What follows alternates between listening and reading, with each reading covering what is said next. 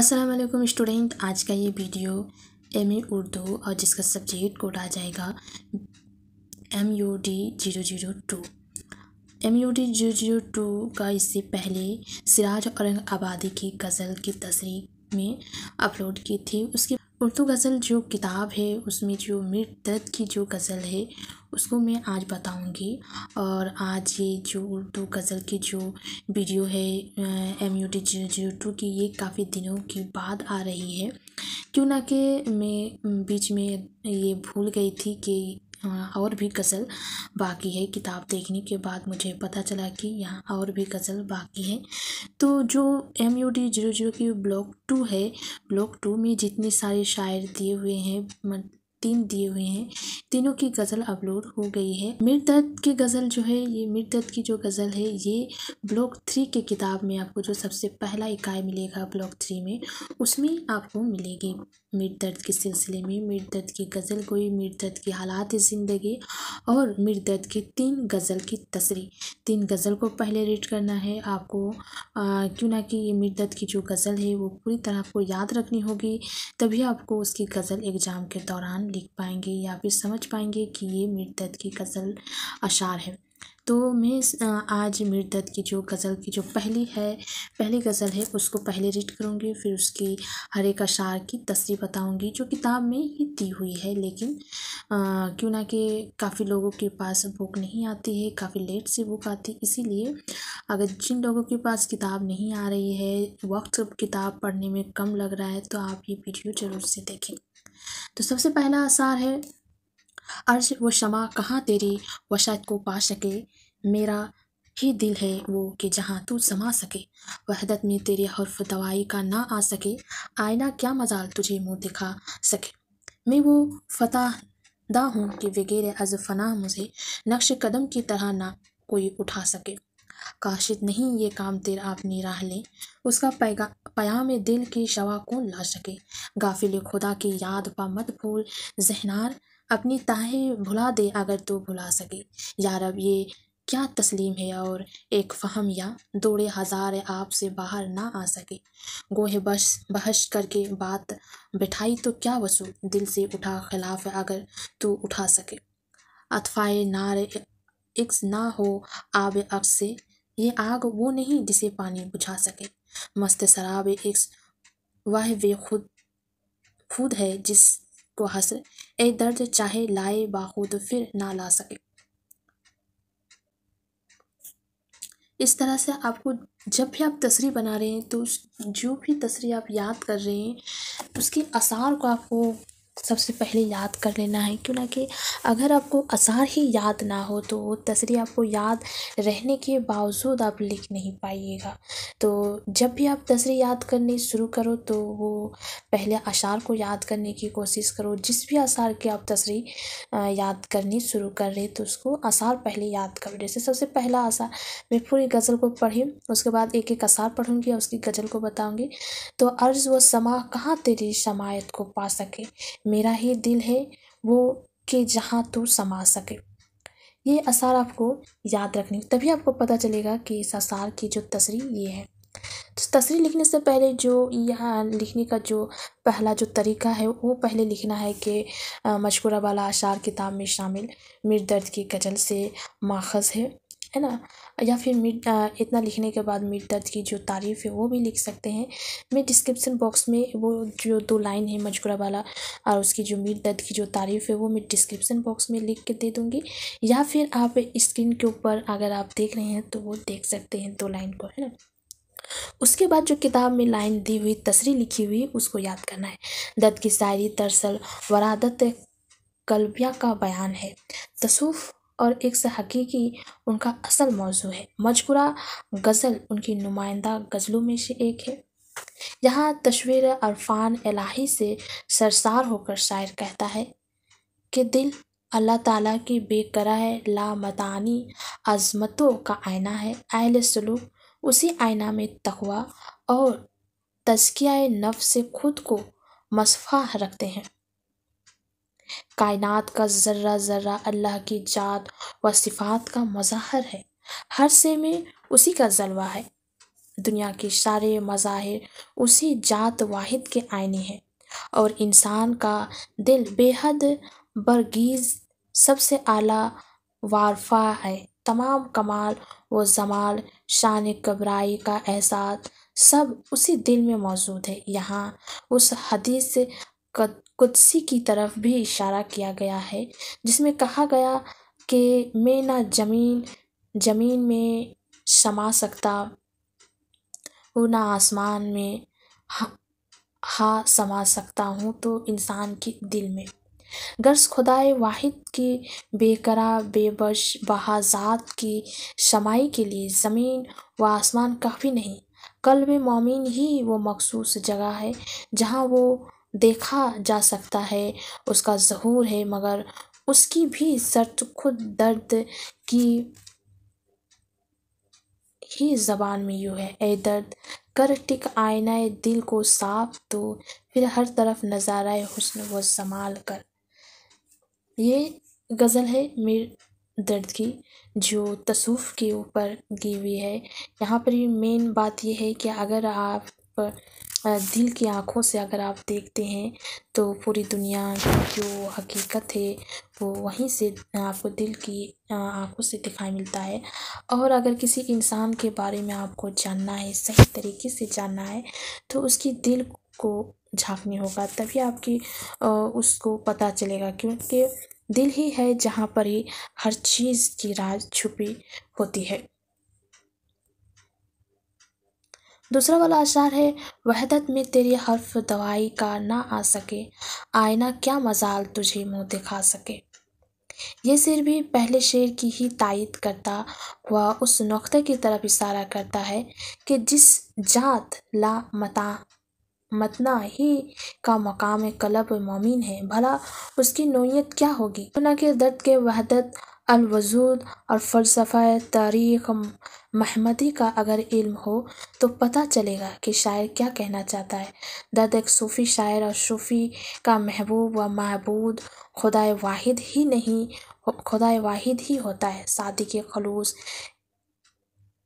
عبادیت کا یہی تقاضا ہے کہ معبود حقیقی کی تصویر میں غیرت یا دہائی کا شائبہ تک نہ ہو۔ صفت عین ذات وجود صرف خدا کا ہے، اس لیے کائنات بھی خدا ہے، یعنی موجود حقیقی صرف اور صرف ذات باری تعالیٰ ہے۔ کائنات کے سارے مظاہر خدائے برتر کی عظمت و کبریائی کی نشانیاں ہیں، اس میں کسی کو شرک نہیں کیا جا سکتا۔ شاعر پر زور تاکید کرتا ہے کہ حرف دعائی کا نہ آ سکے، یعنی اللہ کی ذات و صفات کسی ادنیٰ اعلیٰ تصویر سے ماورا ہے۔ واحد لا شریک پر کوئی حرف گیری ممکن ہی نہیں، شرک ذلی ہے، اور یہ دنیا اسی حسن مطلع کا آئینہ ہے جس میں اس کا عکس نمایاں ہے۔ وحدت سے مراد حسن مطلع ہے اور آئینہ سے مراد مظاہر حسن مطلع ہے، جہاں اللہ کے جمال و جلال محسوس کیا جا سکتا ہے،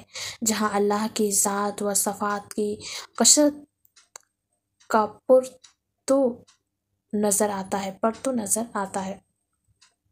دوسرا والا اشعار ہے: میں وہ فتادہ ہوں کہ بغیر از فنا مجھے نقش قدم کی طرح نہ کوئی اٹھا سکے۔ اس کی تصریح لکھنے سے بھی پہلے آپ کو وہ 2 لائن لکھنی ہے جو میں پہلے والے یہ میں بتائی۔ شاعر یہاں یہ سمجھانا چاہتا ہے کہ کمال فنا یہ ہے کہ اس فنا کا احساس بھی جاتا رہے۔ اس شعر میں فتادہ اور نقش قدم معبود کے سامنے بندہ اور مطلوب حقیقی کے سامنے سلک بزرگ درویشی یا صوفی کی کم و مائگی کے بے پناہ احساس کی علامت ہے۔ صوفیاء کرام کے نقطۂ نظر میں دیکھا جائے تو فنا کا مطلب زندگی کا فنا ہو جانا نہیں، بلکہ فنا فی اللہ ہو کر بقائے دوم حیات زادو حاصل کرنا ہوتا ہے۔ یعنی فنا یہ ہے کہ طالب پر ایسا نشہ طاری ہو، عرفان علی کا غلبہ اس قدر ہو کہ बेज़ज़ा खुदा कुछ नज़र ना आए, अल्लाह के सिवा हर चीज़ का शोर मादूम हो जाए। दर्द चूना के सूफ़ी शायर है, वो कहते हैं कि मैं भी ऐसा ही बंदा हूँ कि अल्लाह की ज़ात में खुद को फ़ना इस तरह कर दूँगा कि मुझे नक्श कदम की तरह कोई अल्लाह की ज़ात से अलग ना कर पाएगा। फ़ना का ऐसा अरफान जो शायर को सरापा सोज व साज आरजू बना देगा। उसके बाद का अशार है, काशिद नहीं ये काम तेरा अपनी राह ले, उसका पयाम दिल का उसका पयाम दिल के सिवा कौन ला सके। शायर कहता है कि जब बंदा अपने महबूब हकीकी पर जान कुर्बान करने के लिए खुद ही तैयार हो तो उसे किसी कशायद की क्या ज़रूरत। कशायद एक रवायती अलामत है जो शायर यहाँ इस्तेमाल कर रहा है। अल्लाह और बंदे के सच्चे रिश्ते में तो कुरान असल कशाद है और रसूल करीम सल्लल्लाहु अलैहि वसल्लम की शरीयत सच्ची निज़ाम ज़िंदगी। महबूब हकीकी खुद उस बंदे को अपने महबूब बना लेता है जिसमें सच्ची मोहब्बत पाता है। उसे लुत्फ़ रब्बानी के लिए किसी काशिद की ज़रूरत ही नहीं। बकौल मौलाना रूम कुफ्ते अल्लाह शोद उसके सारे एहसासात व ख़यालात अल्हाम रब्बानी मालूम होने लगते हैं। इस इश्क़ से खुदा का दिल ही उसका काशिद बन जाता है। आशिक सादिक को किसी काशिद की क्या ज़रूरत।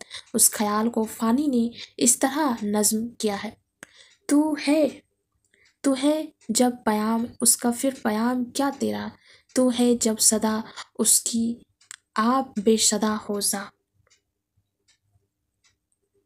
उसके बाद का अशार है, गाफिल खुदा की याद पा मत भूल ज़ह नहार, अपने ताए भला दे अगर तू भुला सके। शायर यहाँ उन मुल्ला जाहिद शेख पर तंजिया कहना चाहता है कि जो लोग दिन रात इबादत तो करते हैं लेकिन नाम नहाद की खातिर। दरअसल सजदे में तो वो है जिनसे इबादत में कैफियत अनबशात की फ़िज़ा तारी हो जाए। इबादत इश्क़ का नाम है, इश्क़ भी ऐसा जो माशूक़ हकीकी से मिला दे। खुद कुरान करीम में अल्लाह ने फरमाया, ईमान वाले अल्लाह से बहुत ज़्यादा मोहब्बत रखते हैं, यानी खुदा की इबादत सिर्फ़ खुदा के लिए करते हैं, किसी अज़्र के लिए नहीं। मत भूलो ज़हनार में शायर यहाँ यही इशारा कर रहा है कि ज़ाहिरी सजदों और इबादत पर गुरूर मत करो, क्यों ना कि असल चीज़ कैफियत बयान है। जाहिर परस्ती अल्लाह को नापसंद है, वो तो दिलों के राज और इंसान की नीयतों से वाकिफ़ है। उसके बाद का अशार है, या रब ये क्या तलशिम है और एक फ़हमिया दौड़े हज़ार आप से बाहर ना जा सके। गोहे बहस करके बात बिठाई तो क्या वसूल, दिल से उठा खिलाफ अगर तू उठा सके। मजकूरा दोनों अशार कतिया बंद है, यानी दोनों अशार के मतलब एक साथ ही अदा किए जाएंगे तभी तसरीह मुमकिन होगी। यहाँ शायर अक्ल को फ़ौक़ियत देता है और कहता है कि अकल या फ़हम बेहकीकत है जो कैद खुदी से बाहर ना आ सके। अकल बेदस्त व पा है, मजबूर है, एक से हर राज सर बस्ता का जानने वाला है, बड़ा ही वाकिफ़कार है। चुनाके अहले अल्लाह कुर्ब खुदावंदी से सरफराज होते हैं, इसलिए अल्लाह ताला भी उनके क़ल्ब को अपनी रहमतों, अपने अता, अपने अनवार व बरक़ात से मज़े कर देता है।